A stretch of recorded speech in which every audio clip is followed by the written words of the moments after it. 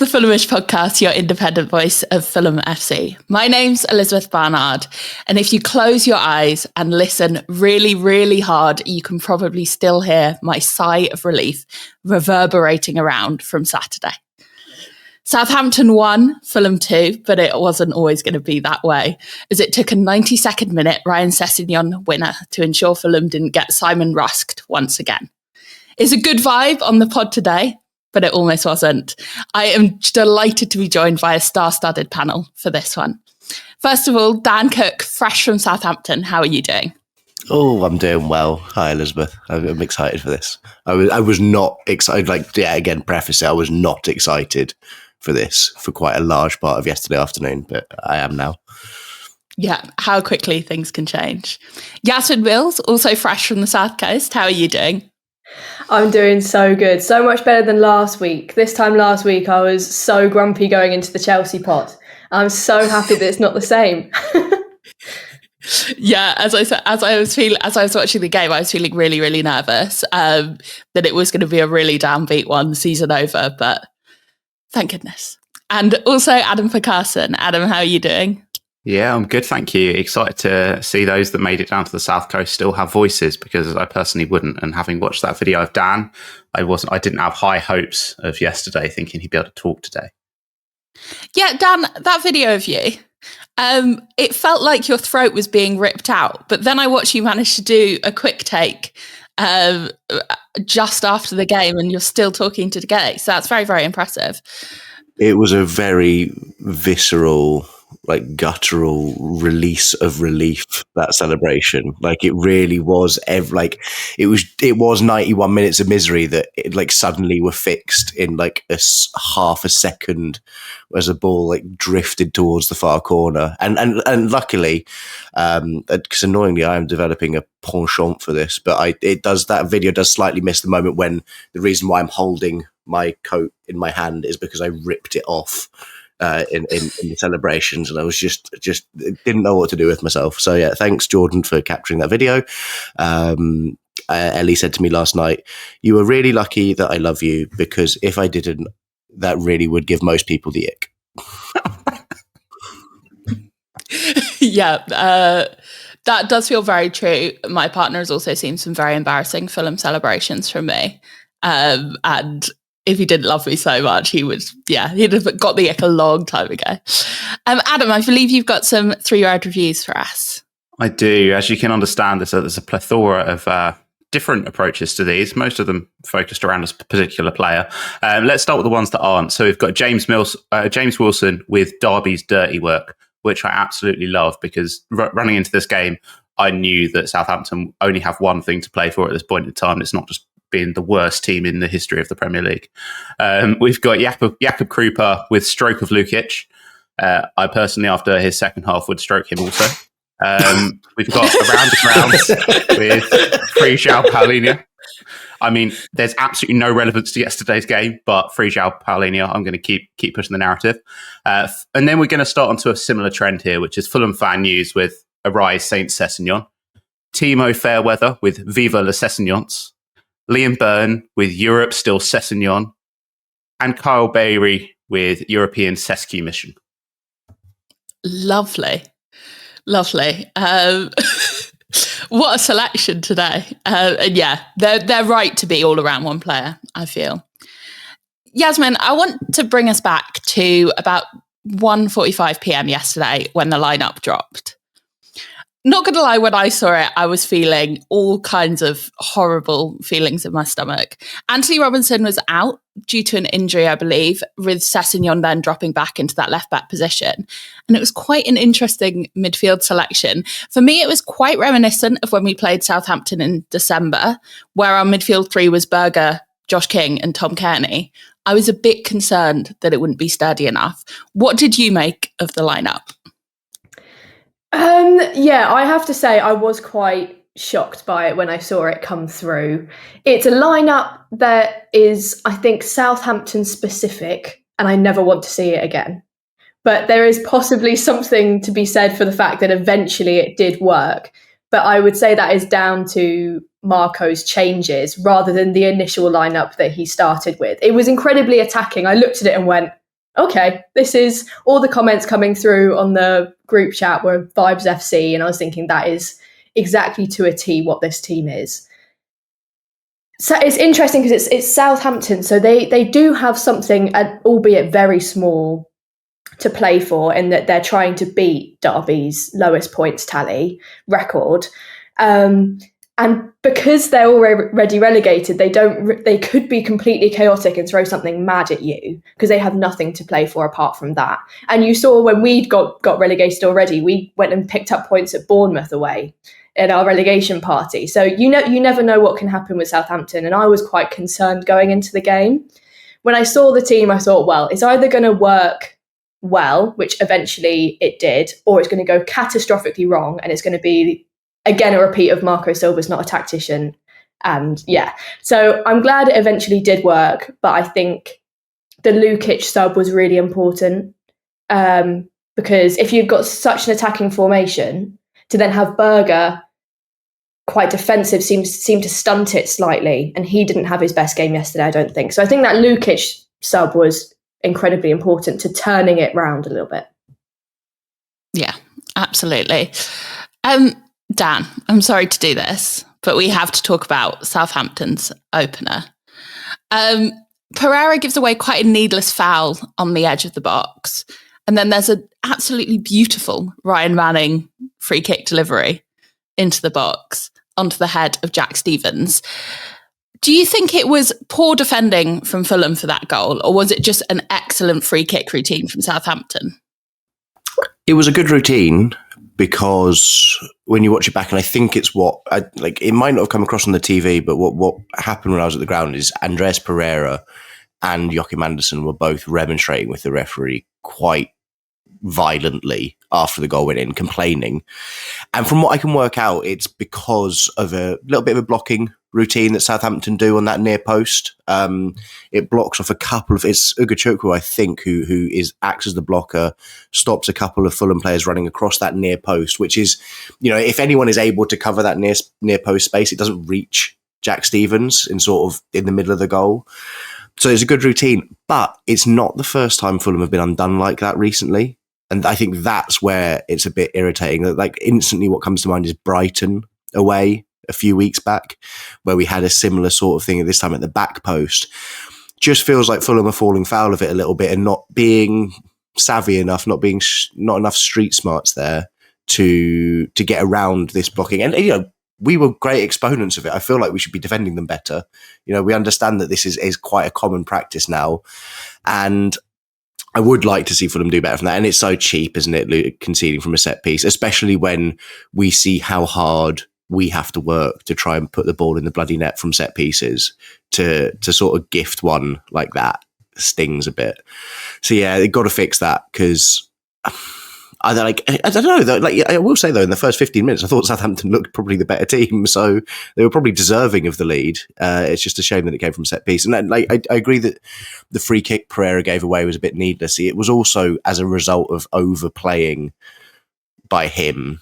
And one of the negatives you get when you play Pereira deeper is that he is always trying things and they don't always come off, which is okay when it happens in the final third, whilst frustrating, but can be incredibly damaging if it's happening in your own defensive third.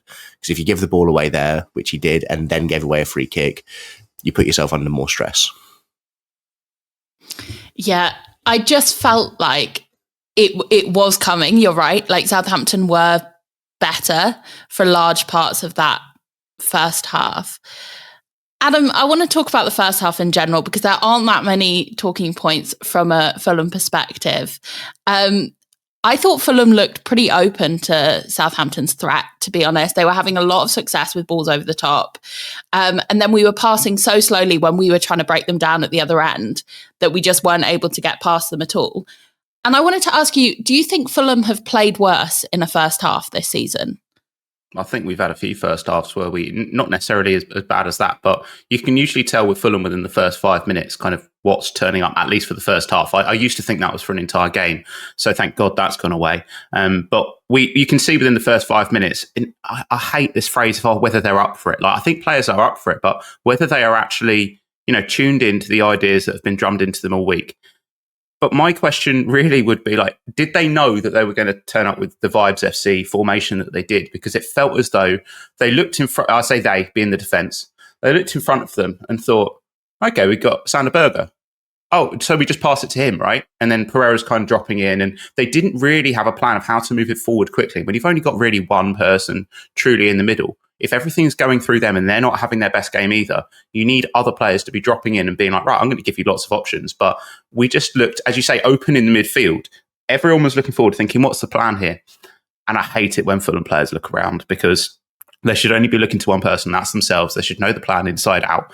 And they didn't, or they weren't executing on it, which seems to be what Marco Silva's post-match comments seem to allude to. He seemed to say, right, if we're not going to turn up and execute the plan, whether we're playing well or whether we're playing badly, we just need to execute the plan. And they didn't do that within the first half. He obviously then went, well, I'm going to change this to players that can do exactly what I've asked them to do. And they're all going to drop in. They're all going to start creating space for one another. And yes, it was Vibes FC. It was Emil Smith, right? It was everybody dropping in to find the ball. But that's where I struggle with Fulham, is that if you see within the first 5 minutes that we are not up to it that day, if we don't make changes early enough at half time, for instance, that can really carry on and start to hurt us. If the teams are better than Southampton, but we're 3-0 down in that first half because they just play through us like with ease. Yeah, I think one of the points that AF makes about there not being that sort of structure, I spotted it in the first half, saw something that Fulham never do. And actually, sometimes I'd like to see them do it, but yesterday was not the time for it. Raul running in behind and players trying to play balls in over the top to get in behind the Southampton back line. Like, for a start, when do we ever do that? Like, Fulham, that is not our MO when we're attacking. But secondly, who's Raul going to outpace to get on the end of a ball over the top and get through one-on-one? It just felt like a little bit random. It felt like players were picking up the ball, looking up and being like, I'm not really sure what the structure is here, but Raul's making that run, so I'll just try it. And we did it 4 or 5 times, and it got nowhere near working at any point. But it was, I think, symptomatic of the fact that there wasn't a huge amount of cohesion on that pitch in the first half. I think for that to work, you have to have a massive pitch and Adama Traore. That's the only time that it's ever worked. But to use that on a fairly, a pitch pretty much the size of Fulham, you've got a really low block, and you've got a team that realistically, I wouldn't say any of them were particularly slow defenders. He was mainly making these runs against Kyle Walker-Peters as well. And I was just thinking, this is just... And they tried it like 3-4 times, as you say. I would have thought after the first one, they would have gone, right, Sess, you swap, Raul Jimenez, you go left back. And that still would have been better than what we were trying to do. It was a very, very frustrating watch for sure in that first half. Yasmin, there were a couple of penalty shouts from Southampton. Straight after the first goal, there was a moment where Batty seemed to push player in the penalty box. And then the one for me that I thought, to be honest, was a penalty was Anderson on Sulemana. He stays on his feet and he gets the shot off, which means that the referee doesn't give it. And actually the referee let a lot go yesterday. But for me, I definitely think we've got away with one there. What did you make of those? Yeah, I think the Anderson one is... Yeah, I unfortunately think that possibly that would have been a penalty. And it's kind of sad to see that because Sulemana stayed on his feet, there was no second judgment needed. It was just, and then he also didn't, because of the impact that he then had with Anderson and the duel he didn't have enough power and enough time to get the ball away himself. So the shot was quite easily stopped. And I think that does, but because Anderson's challenge, which he makes no attempt to get the ball, he just flies straight into Sulemana. And if it was the other way around, as is the phrase so often, I would be screaming. I would be so angry if I was a Southampton fan, especially when the result then doesn't go your way either, because you hold on to that 1-0 win for pretty much the majority of the game. And so you do naturally look back to penalty shouts like that. Having gone back to especially the Anderson one, I think that needs a second look. I thought Tony Harrington let a lot go yesterday, and there were a lot of moments where it really frustrated me as a Fulham fan, but equally I imagine as Southampton fans there are a lot of moments where they were frustrated as well.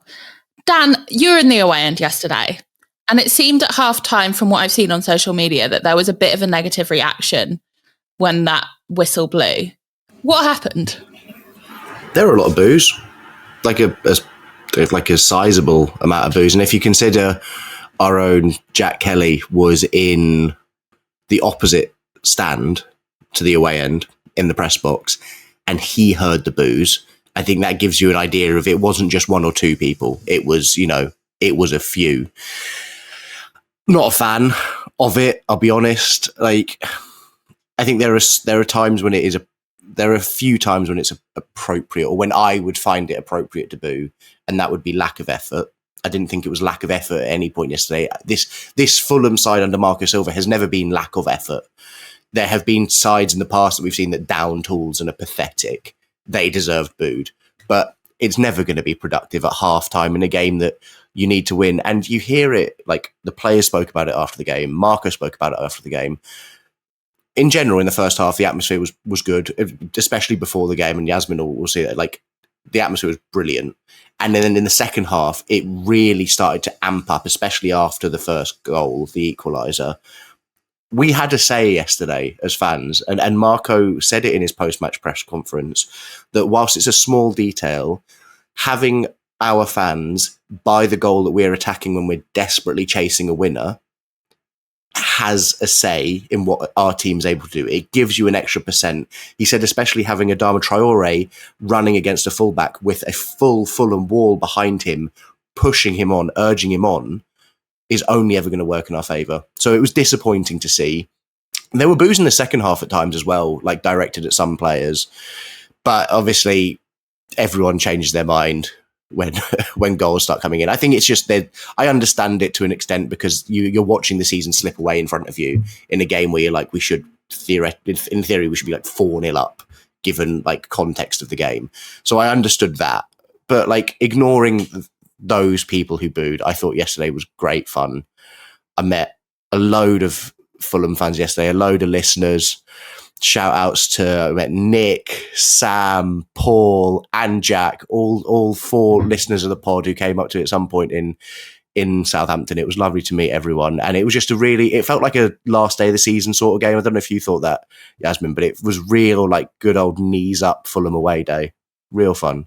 Yeah, it was really good. It reminded me of Leicester away. It was the same sort of vibe. Everyone was in really high spirits. I think there was the element of you thought it was going to be a 100% must win. Going into the game, the sun was shining.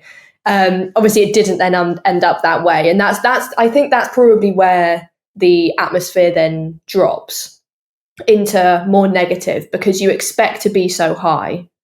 And then because the first half was so low, you then have the ultimate frustration. I don't think that warrants the boos. That does bring us on nicely then to the second half, where there was a lot more action and a lot more fun. There was the switch at half-time, which AF, you've already spoken about how that made you feel. Lukic coming on for Berger, and then Traore also coming on for Pereira. It felt like for the opening couple of minutes of that second half, we were in a very similar situation to the first half. I counted how many Southampton players were in their box defending when we were passing around the outside, and it was 9. And there was a load of time wasting as well, which I think is totally fair enough. At that point, I didn't see anything changing, but obviously it did. AF, how were you feeling at that point as the minutes were counting down in that second half? I have 3 versions of how I was feeling. When the second half started, slightly relieved because I just had a nap, which was quite nice. But to see Sasha Lukic coming on, even happier. Then confusion, because it was for Sander Berger. Like, I know he was having a crap game, but I thought if you're going to change it, you're going to go back to this double pivot that we know works fairly well. But I think what Marco saw was they're not going to get any less deep here. They've just scored. And if they're not going to get any less deep, we're not going to either.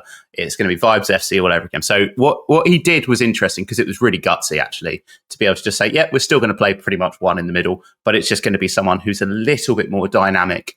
Well, maybe just different going forward, because I wouldn't even say Lukic is generally more dynamic.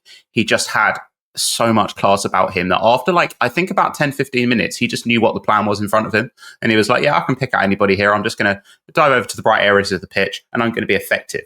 we didn't have to do as much defending in the second half because we pretty much had the ball and Southampton kept giving us the ball back, which was lovely because if you keep giving us the ball back, we'll just recycle possession. So I already felt kind of difference with him coming on, but where the game really changed was where we started to bring on the likes of Emile Smith-Rowe. Right. Yes, Pereira came off. I know that made an impact. But when you bring on Emile Smith-Rowe, it just meant like you were looking at that left-hand side. And yes, Sess was playing left back, but was he really? Like, you can't contain Ryan Sess. He's going to play wherever he wants to play. And he was just going pretty much left wing, centre forward, wherever he fancied. Emile Smith-Rowe was pretty much playing centre attacking mid, left wing. That left-hand side from Fulham was disastrous in a good way, with a Iwobi on it as well. Everyone was basically looking at how can we damage them in the place where we think that they're most vulnerable. And that's what we weren't doing in the first half. The first half, everyone was pretty much sticking to their positions, and it just meant that Southampton sat back and defended. Second half, they were like, right, how do we deal with these overloads? Oh, on the other side, don't worry. If you only want to defend where Ryan Sess is, we've got Adama Traore there, so you have to be scared there as well. It was basically everything that we didn't have in the first half. Any ounce of violence about us we had in the second half. We were out for violence, and I very much enjoyed it. For me, that point where the game changed was when Willian came off for Emile Smith-Rowe. At the time, I was a little bit frustrated because Willian had just hit the bar and it was our best chance so far. Yasmin, I want to talk to you about this change, and I also want to talk to you about what happened on 72 minutes. It was our first shot on target, I believe, and it ends up being deflected off Jan Bednarek to go into the back of the net. What was your primary feeling when that goal went in? And talk me through the impact that Smith-Rowe made yesterday. First thought, thank the Lord, because until that point it had just been dire. So I was so happy to see it coming off. And because of everything that AF has just gone through, it was so nice to feel like Fulham were the team who were waiting for a goal to be scored. It's so often the other way around where you're sat going, oh, Chelsea are just going to score at some point. And it was so nice that it was going to be Fulham today. And as much as it's a deflection, it's still a brilliant first touch from ESR. So nice. And really well picked out as well from Iwobi. I was so happy to see that happen as well. Of course, I've been critical of ESR in the past, but he is the sort of person that, like, I'm only critical because I'm not seeing stuff. As soon as I see it, I'll so happily concede. I don't want to hate any Fulham player at all. So I was so happy for him. And I think he deserved more credit at the end when the players came over to clap the fans. Obviously, everything was Ryan Sess orientated, and that is completely understandable. But I was looking at ESR, who was just stood out to the side, and I thought, you actually did do a lot to change the game. And just after his goal, he then has another chance and come back from Traore, and I thought, that's what I want to see. I want to see that confidence to be able to put a shot away. Okay, it wasn't going to go in, but I much prefer that, because there was a question a few weeks ago on the pod about taking shots from outside the box or being a little bit more unpredictable. And I think we were very predictable in the first half. So ESR changed that. And I think this attacking play, this dynamic play, really suited him. So yeah, full credit to ESR for yesterday. And yeah, I want to see more of it. Are we the only club in the history of football ever that struggles with the opposite ego problem that every other club has, where we have like reverse egos? We have like people who are just a bit timid and a bit shy and actually are really good at football, but don't always believe it. I feel like every club has a load of footballers who think they are way better than we are. And Fulham have players like Smith-Rowe and Sess who are incredibly humble, shy people who don't like the limelight, but yet are so gifted at this one small aspect of life but they don't know what to do with it. Like those little moments yesterday, Yasmin, I think you're spot on. Like the second chance Smith-Rowe had where he shoots and it's a fantastic save by Ramsdale. I think if he hadn't have scored the first goal, he probably doesn't shoot there. No, like, he probably takes a touch and then gets stuck and loses the ball and everyone gets on his back again. And it's just those moments, isn't it? We saw it after the goal at Leicester away in January, was it, where he scored and it just brought something out of him again. And again, we said it at the time, you can't just rely on the fact, like, it needs more than just him scoring to give him confidence. He needs to have confidence all the time. But little things like this are only going to help. I think there's actually something that could play into this. Like Fulham's recruitment policy is we sign players when they're not quite out of form, but in a bit of a weird part of their career. And if you keep doing that, then it's fine. But you always notice they need a preseason with Marco Silva. And I don't know what he does. Maybe there's a massive psychological element here where he just says to you, you are good enough. Because you saw it with Alex Iwobi. He came in, he still kind of looked like, look, I had an okay few seasons at Everton. He was pretty good there. But he came in, he didn't look fully confident in himself. Came back after pre-season, cool, I'm the man here. Sasha Lukic did not know where he fitted into this team. Comes back after a pre-season, yeah, I'm the man, I'm the best Premier League player ever. But I do feel that we're looking at Sessegnon and Emil Smith-Rowe and we're thinking, well, Sess has found some confidence for sure, and that's been through goals, but maybe a pre-season where, we do play a few teams where you can have a lot less pressure on your shoulders. I still feel like ESR came in with a lot of pressure on his shoulders to be like, you're the record signing, but you also have to perform from day one. He did, but as soon as he stops doing that, the pressure kind of gains on him again. So I think a pre-season with Marco Silva will do wonders for some of these players that we're looking at, and that could include Joachim Andersen as well. They come in with a lot of pressure. Let's get them a pre-season under their belt. Unfortunately, the pressure is building now because we're in this European fighting spot where they're all feeling it, and they're probably not in the best position to actually deliver on a psychological front, not necessarily a physical front. I think that they are fit enough. They're not all looking absolutely knackered. It's more a case of confidence isn't always there with them. 100%. And it makes me excited for next season, thinking about the heights that these players could reach. Dan, there was some slightly interesting substitutions in the second half. Well, that's what I thought. And then obviously I was proven wrong. Shows what I know about football. It felt like we were throwing the kitchen sink at the game and not in a good way. Vinicius and Kearney coming on. I actually did think it was a game for Tom Kearney, but I'm not sure what the game for Carlos Vinicius is. What did you make of the substitutions? Yeah, I'm with you. It was very much like... the difficulty with the team that we started with meant that we didn't have a huge amount of impact on the bench. If you think of all of the potential impact subs we've made over this season, it is Sess, Harry Wilson, Willian are all players that you would look to bring on to change a game. And all of them were starting. So it only really left you with Traore as like an impactful option. And so it felt like a little bit like Marco Silva towards the end of the game was like, well, this still isn't working. How about you have a go? Because I'm not really sure there was a huge amount behind getting Vinicius on the pitch other than that's another attacking body. And bless him, he is fucking hilarious to watch play football nowadays. He looks like he's forgotten how to run, which is amusing. But what a guy. As that ball drops in the far post from Sess, who is like first on the scene to celebrate with him, it is Carlos Vinicius, Mr. Fulham. He is there. And so, whilst it wasn't the best cameo in the world, it was just another body making things difficult, occupying space, occupying centre backs. So I got it as like looking back, I think it makes sense.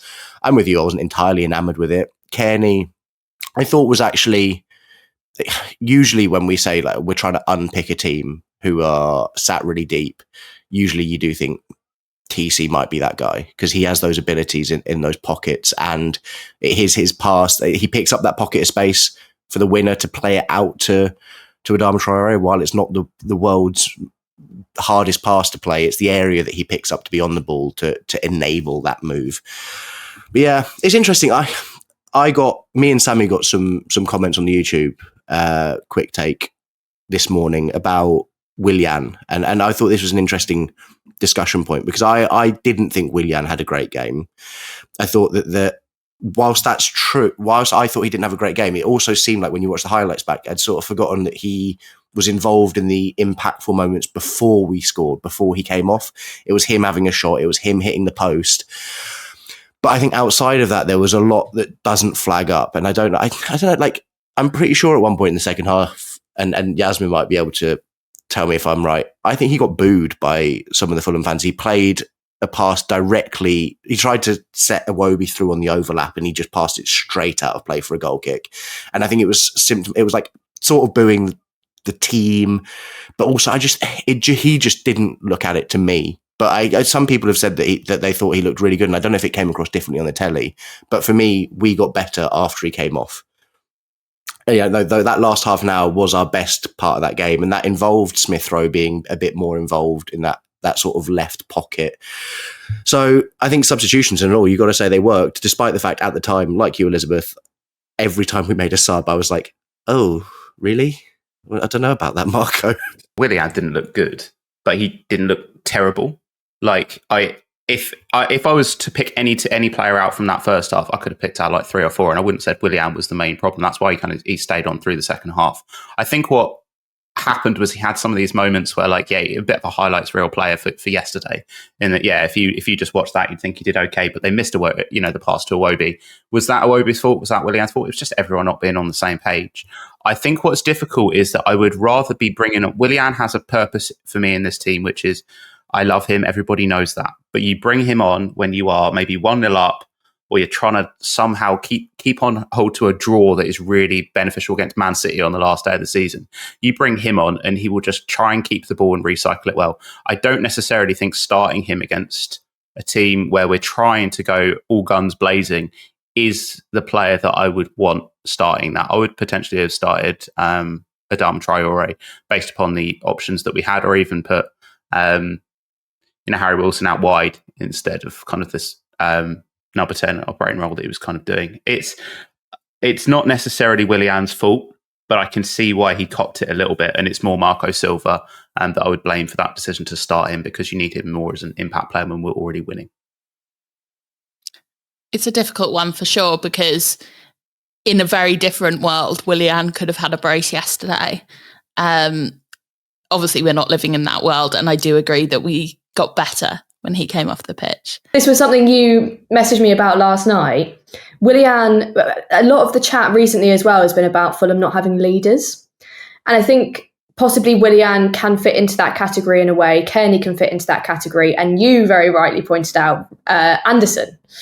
After the first goal, was it after the first goal, ESR's goal?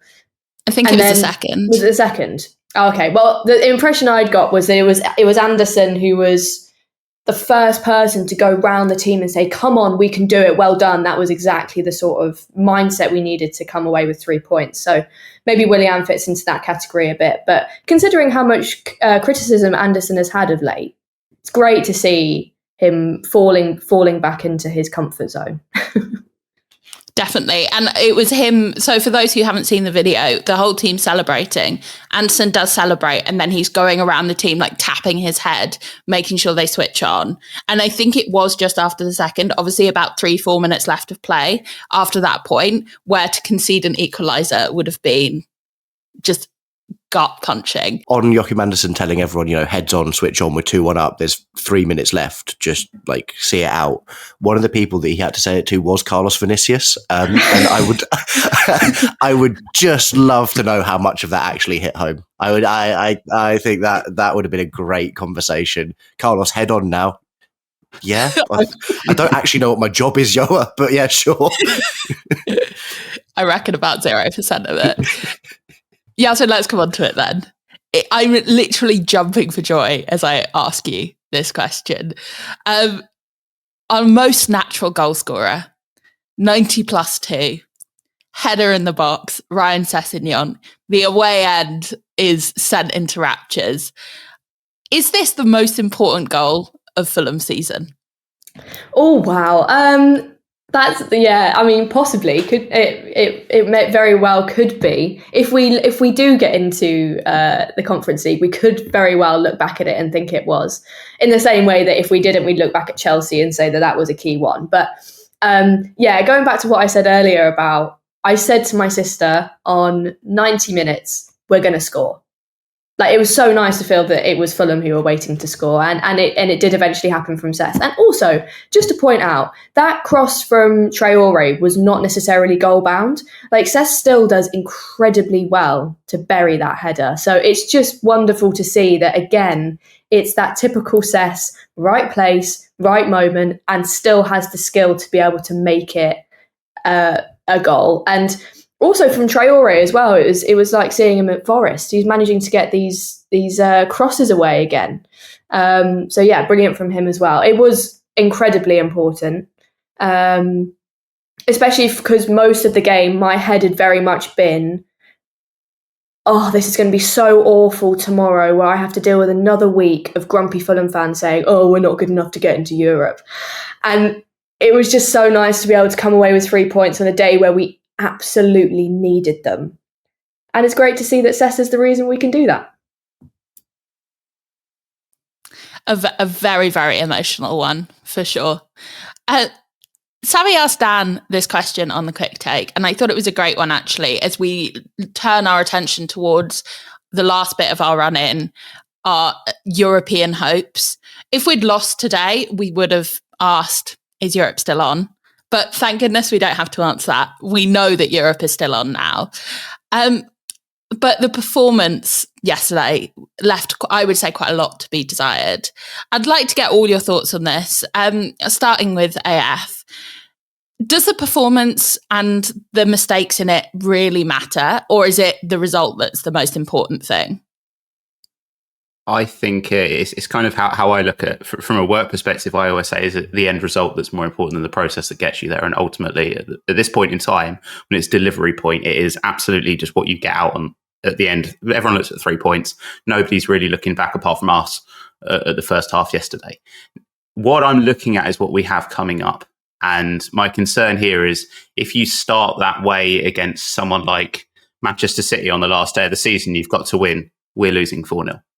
And that's already happened. And if that's a day where we have to get a result, we've already lost the game. So it's a mentality perspective that it more worries me if we start games like that against those teams. Does it worry me if we get results and we perform badly? Not at all. Just bore our way to Europe. It really doesn't bother me. But I think my main concern is that if Marco has the guts to change it like he did at halftime, great, keep that up. If he makes wrong decisions, we just have to support him as a fan base in going, he knows better than we do. And hopefully those decisions will come off. But I don't mind if the performances end up slightly subpar as long as we end up winning with last minute winners. Doesn't bother me one bit. Yasmin, your thoughts? Yes, I like I said, I think if we hadn't have come away with 3 points, it would have been incredibly devastating and even more frustrating than it would have been against Southampton. So it is nice to know that the argument definitely is that Europe is still on. Annoyingly, Crystal Palace winning, getting through to the FA Cup final is me. And they can't win. Surely they can't win. But that would be so frustrating if our reasoning why we can't get into Europe is because of them in Palace winning the FA Cup. But the Brighton result was slightly frustrating, seeing as they did go behind to West Ham. They would have been lovely to also have them get no points, just pushing us up a little bit further. But you just got to keep on fighting, really. You got to have the mentality of it. And I think Marco Silva is the right man to be able to motivate the team to keep on going. Just can't be. Southampton, I think, is a unique case in terms of it was an incredibly different formation for a team which is unpredictable because they're already relegated. So let's go back to what we know next week and see it out. Now I think about it, I said on the quick take that I don't think it matters. There are concerns there because it's such a weaker opponent than what we've got coming up. The reason why I actually think it doesn't matter at all is because no Fulham performance is any good predictor of the next Fulham performance this season. So, if I have a look back at what at the time we said might have been our best performance of the season, which was our 2-1 win over Nottingham Forest at home, which was a game we went into thinking, I don't know if Fulham got the minerals for this, and we were superb. We instantly followed that up by our worst performance of the season, losing at home 2-0 to Crystal Palace. and then followed that up by going and beating Wolves away 2-1 with the most bonkers of starting 11s, and pulling a win out of our arse effectively. So I don't think it matters. Like, we could have won 6-0 yesterday, and I would have felt no more confident going to Villa Park on Saturday than I do now, having won 2-1. I also probably would have felt no less confident had we lost 3-0 yesterday. I think it also would have had no impact on how Fulham play at Villa Park.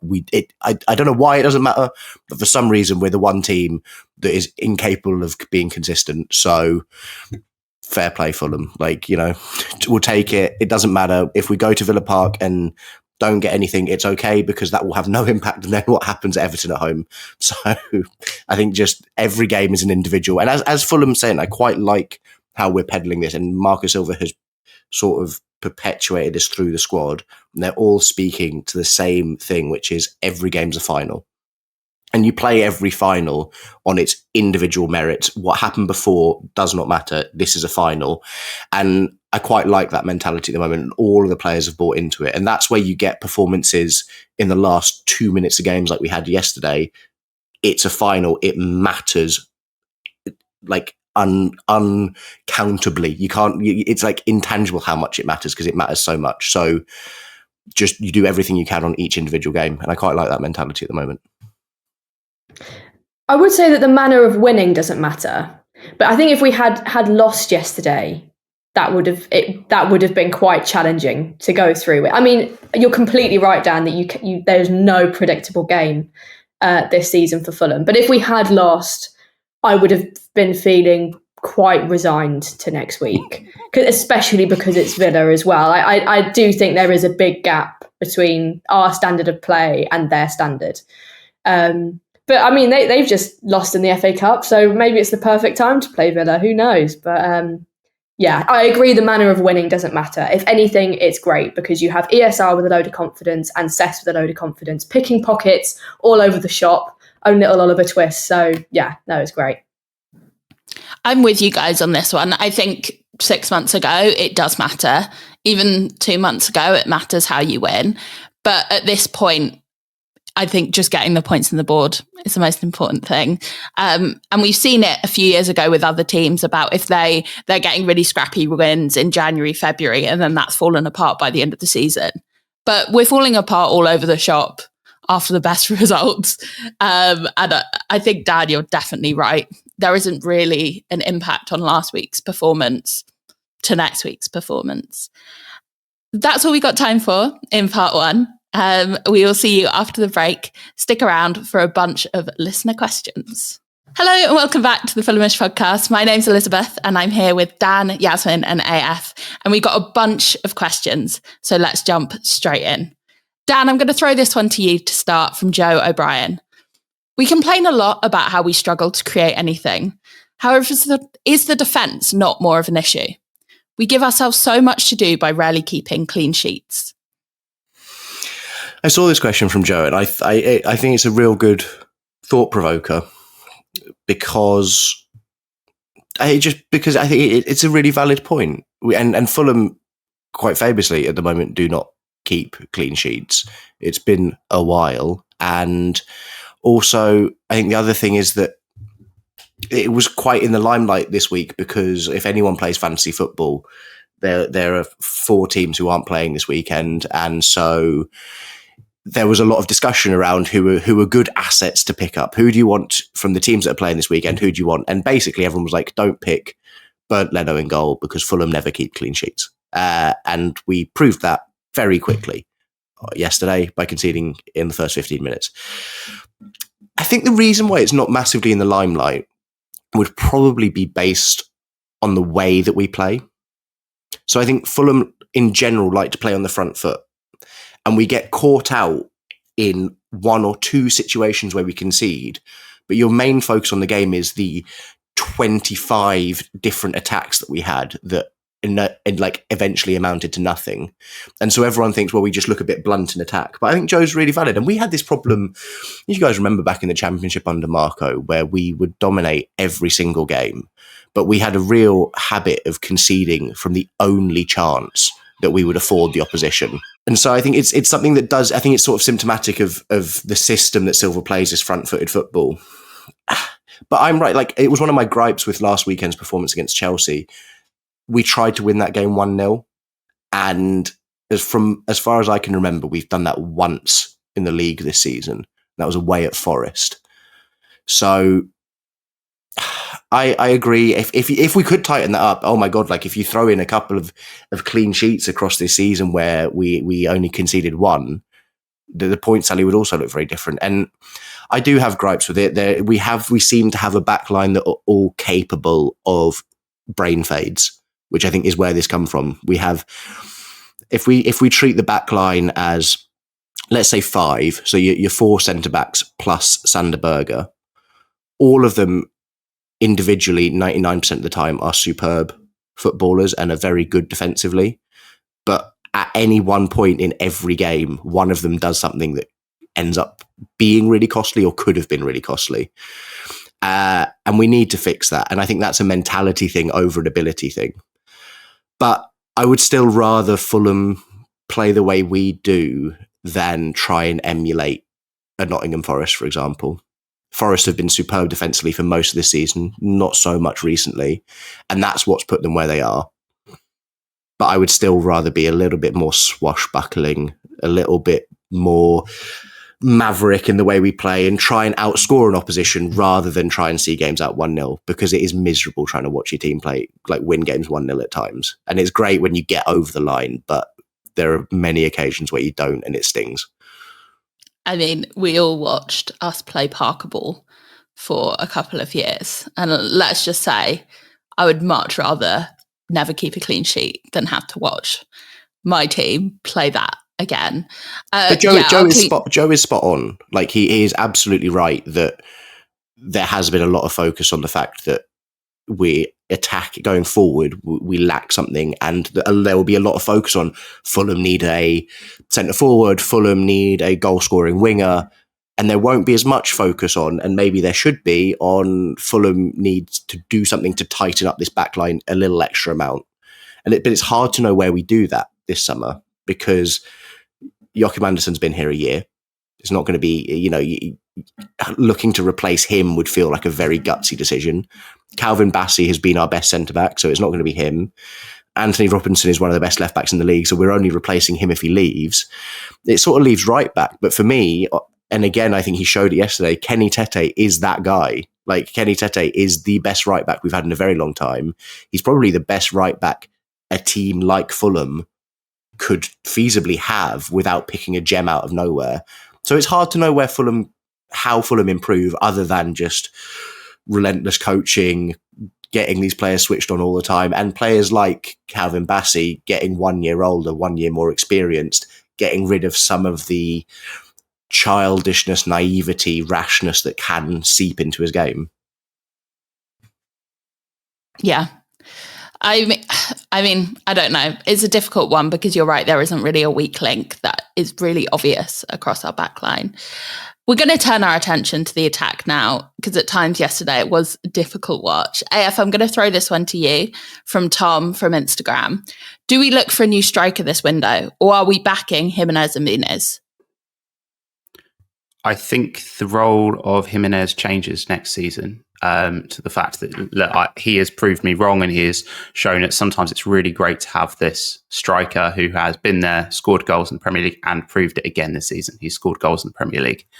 Does that mean we don't sign a new striker? I think that we have missed Muniz whilst he's been injured, but at the same time, you improve every position that you can. We let Jay Stanfield go, and it seemed like that was, from what I can see so far, for the money that was gained, probably the right decision. At this stage of the season, maybe we're missing that third striker. I'm not classing Carlos Vinicius as a striker. He's just a chaos merchant, not a good one. But what we need is a striker that is a absolute leading the line striker for Fulham to come in. We've got some of this money that has come in from some of the bigger deals that we've let go, and I think it's the place where we should spend some money. Not to say that Rodrigo Muniz is not that man. I think he is, but we've shown with our system, when it's one striker every single game, Marco likes to switch it up and just to say, hey, I'm going to take the pressure off your shoulders today, Rodrigo, because you haven't scored in a while. We're going to give Raul a couple of games. And if we have another striker in there, I think Jimenez becomes that third striker probably, and he starts to support two maybe younger strikers. Maybe I'm just living in dreamland, but it seems about Fulham probably have this cyclical thing where we buy a really big striker probably every 4 or 5 seasons, it seems. Maybe this is the time where we take some of that money from the big sales that have gone in. Maybe there's future sales that are happening. Don't know about Anthony Robinson, etc., and we do invest it up front. Not again that I think that is the right place to put it. I think I'd probably put it into central midfield, because I'm really boring and getting old. But I do think that Fulham buy a striker, whether it's the right decision. I think I'd trust Marco with that one. It feels like a really difficult one because of Rodrigo Muniz, and it's sort of like, it's not as big as when we had Mitro, because there was no debate over who our best striker was. It was him. And so you had to find someone who was willing to play second fiddle. And so at that point, you're getting someone who's on the way out in their career. And you sort of bring someone in who doesn't mind not playing a huge amount, or you bring someone in like Rodrigo Muniz, who is young, inexperienced, willing to learn, happy to sit on the bench. And I feel like we might have a similar thing go forward, because we sort of have to put our faith in Rodrigo at the moment. I think he is showing enough just that he could be fantastic. And if we go out and spend big in the summer on a striker, I think you probably stunt and reduce the ceiling of Rodrigo Muniz, which is a big call to make. Because again, if you can get 1 or 2 more impressive seasons out of Roddy, I think you flip him for quite a big amount of money. I think he's the sort of player that some teams would throw probably too much money at. But then the argument is like, should we, who then comes and plays second fiddle to Rodrigo Muniz? Like, that's a really, again, you can't spend big money on someone who's going to sit on the bench. We've already done that this season with Smith Rowe. I don't think Tony Card and his dad are going to sanction more spending on players unless they're pretty certain they're going to be playing a lot of football. So I think it's a really tough call. Like, obviously, if players like Liam Delap are out there to be had, you go and get them, but I don't think he's there to be got. And like, so then you're going to try and have to pluck someone for somewhere and hope that you've spotted an opportunity in the market that other teams haven't, that fits our scenario perfectly. That's a really tough find. Interesting with the two of them as well, in that with Jimenez and Muniz, and this is purely possibly a personal thing, possibly an emotional thing, but I always feel like they're just about enough.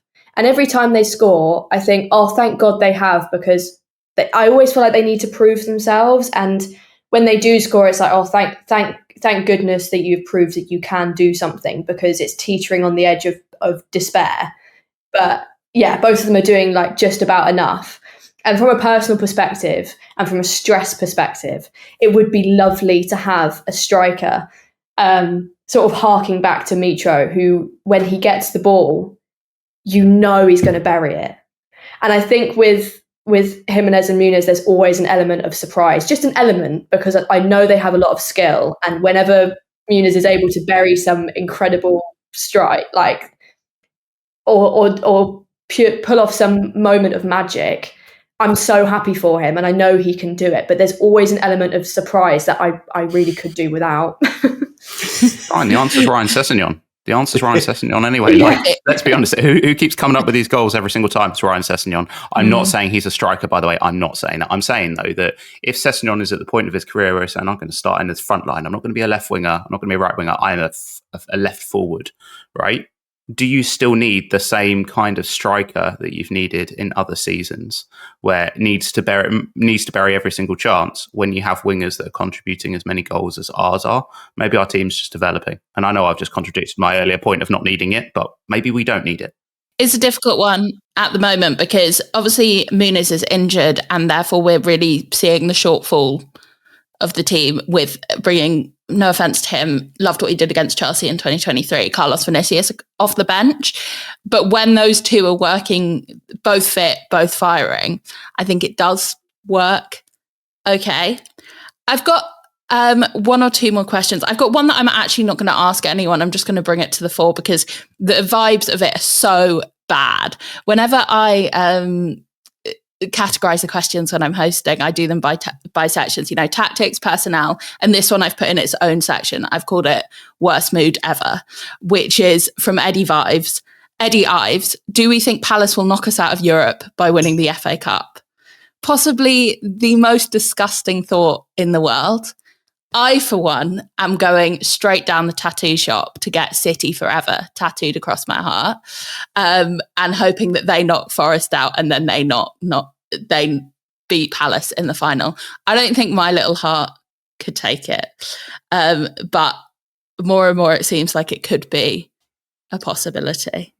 The only saving grace, and I think it was our own Sammy James who brought this up, is at least because of the dwindling nature of the importance of this competition, the FA Cup final is no longer after the last game of the season.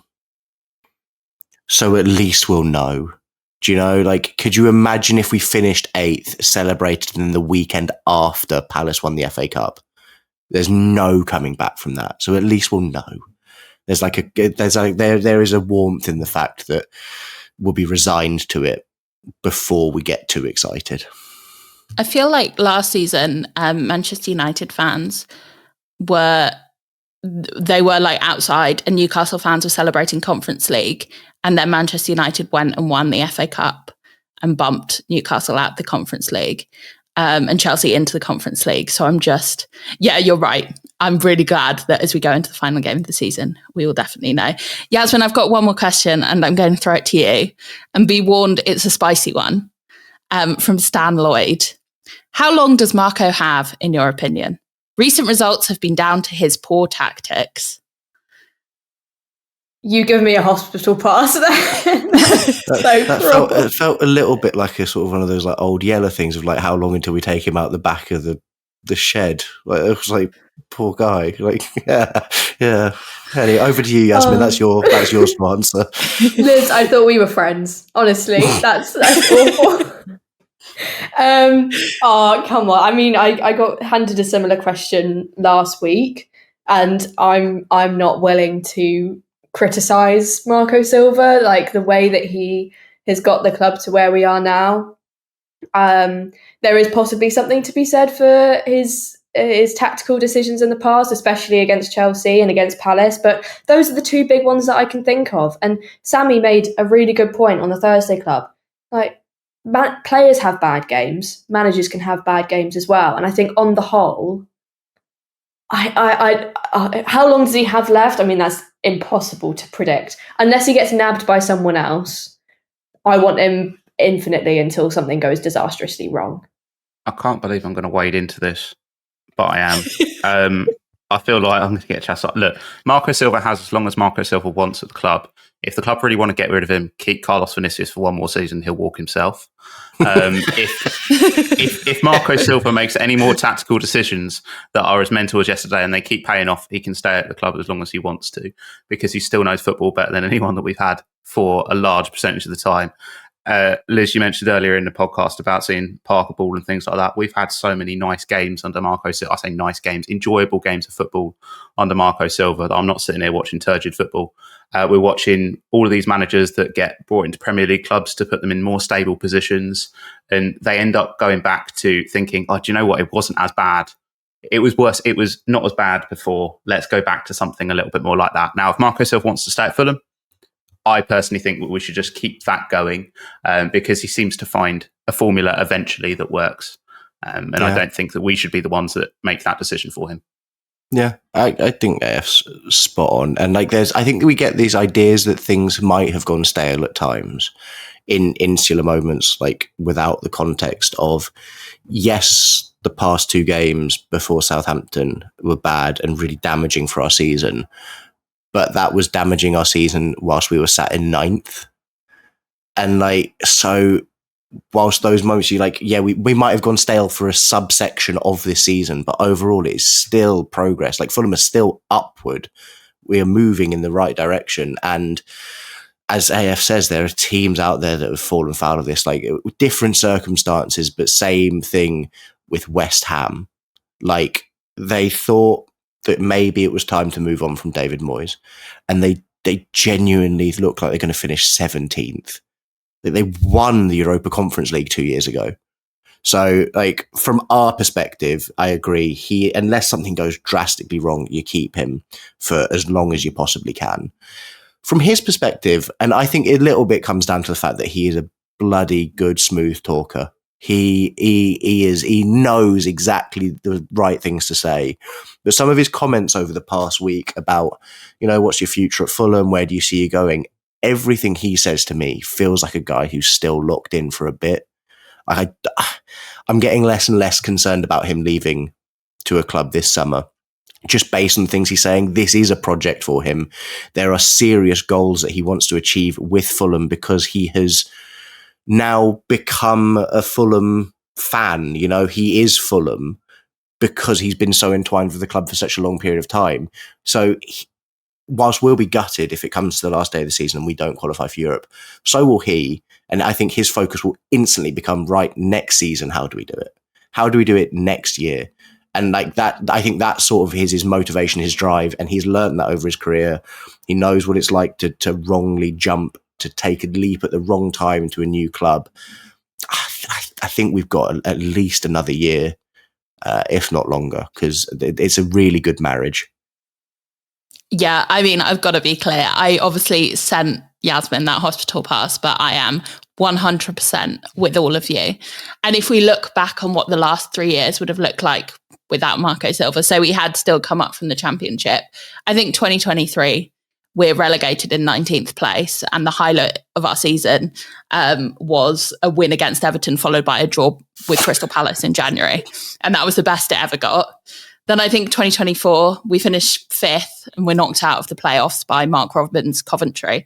And then in 2025, we're languishing at about 15th in the Championship table, looking downwards more than we're looking upwards. Like, I think the success of this football club over the last few years is 100% down to Marco Silva.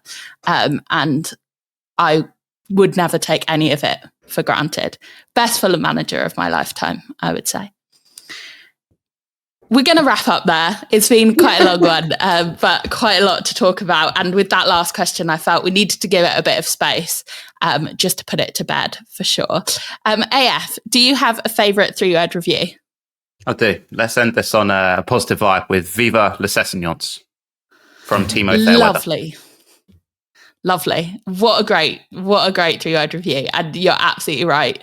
Long live the Sessignon Renaissance. Thank you so much for joining me today, guys. Thank you so much, Yasmin. Thank you very much, Liz. Thank you, Dan. Thank you very much, Elizabeth. And thank you so much, AF. What a lovely morning. A lovely morning indeed. We will be back very soon. We will see you on Tuesday for a Jack and Show on the pod feed, and then on Thursday for the Thursday Club. But until then, all I have to say is, come on, you Whites.